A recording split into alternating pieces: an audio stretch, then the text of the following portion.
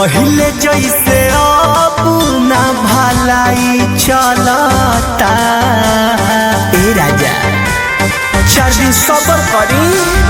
पहले जैसे अब ना भलाई चलता। तनी हट के सूती देहिया के दवाई चलता। जवन जही सैया ओही के दवाई चलता। तनिको न सैया ढीला हाई चलता। मान जाइना तनी हट के सूती देहिया के दवाई चलता।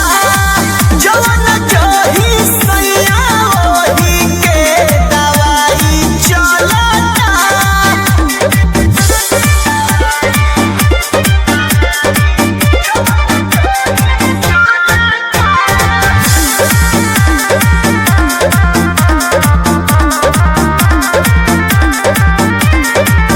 से जब पर है जकर देह से नायंगे जकर बानी को मचोरिया भी जानी डर में जिकरा रे कहाँ जाए रे।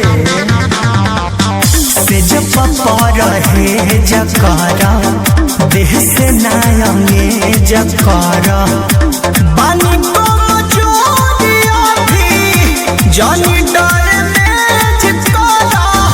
बात बुझता रे कमाई गलता। तनी हट के सूती देहिया के दवाई चलता। जवन जही सैया ओही के दवाई चलता। कपसूल खातनी राजा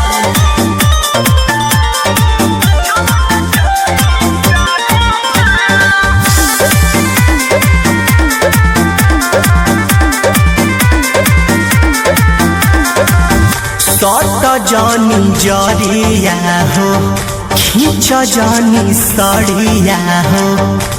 बोलू बिशुनपुरी जानी कर बरिया दिया हो। ए मान जा सट जानी जरिया हो खींच जानी सड़िया हो। बोलू बिशुनपुरी जानी कर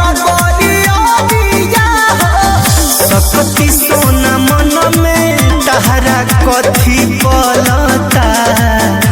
बताब तनी हट के सूती देहिया के दवाई चलता। जवन जही सैया ओही के दवाई चलता। तहार एक्शन रिएक्शन कर दी।